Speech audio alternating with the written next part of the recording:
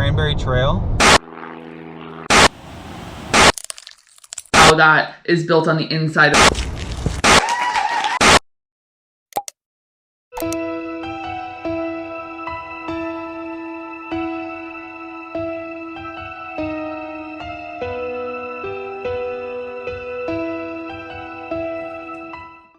Welcome back to our channel.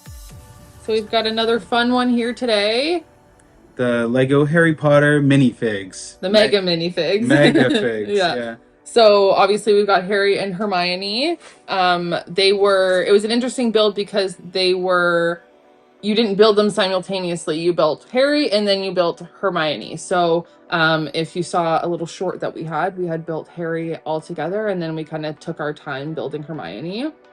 Yeah, the Harry build that we did for the YouTube short was kind of different than anything we've done before. We had the camera between us and our hands, so you could see kind of what we were doing. And we did it all in one continuous shot, which was then sped up. Yeah, so 60 seconds. Yeah, so it was like a 2-hour, 20-minute build. We watched the entire first movie while we built it, and we kind of ended right around the same time. Yeah. And and then we sped it right up. Yeah, a few of the cool pieces that we thought, obviously, that were neat were the chest pieces here. They're actually printed pieces, as well as the faces were just one piece. The hair was probably the most complicated because obviously all the same color, black and brown. And with the texture of the hair, you're stacking and building in different angles of pieces, and there's right angles, there's left angles. It's trying to give it that texture that hair has. Yeah, and another cool thing about them is they sit. So you can put the legs like that, and they sit like actual minifigs do, which we thought was pretty cool. And the wands are really, really neat. The wands are buildable, and they actually have like a core inside of them. So it's just a straight colored piece, but it's kind of an interesting detail that only the builder would see. Right, yeah. Another interesting thing is that Harry has a cape where Hermione doesn't, which I kind of wish they both did, but I think it's an interesting way to kind of differentiate the two of them.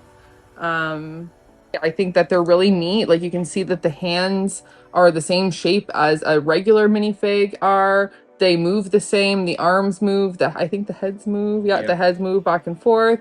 So as a display piece, we think they're pretty cool because they can be displayed in a lot of different ways and different angles. And as Harry Potter fans, we thought that they'd be really, really cool to have. We wish that there was Ron and a little Voldemort and a little Snape and a little Dumbledore. And I tried to look and see like if they had any other Lego sets that were this style, like the minifig.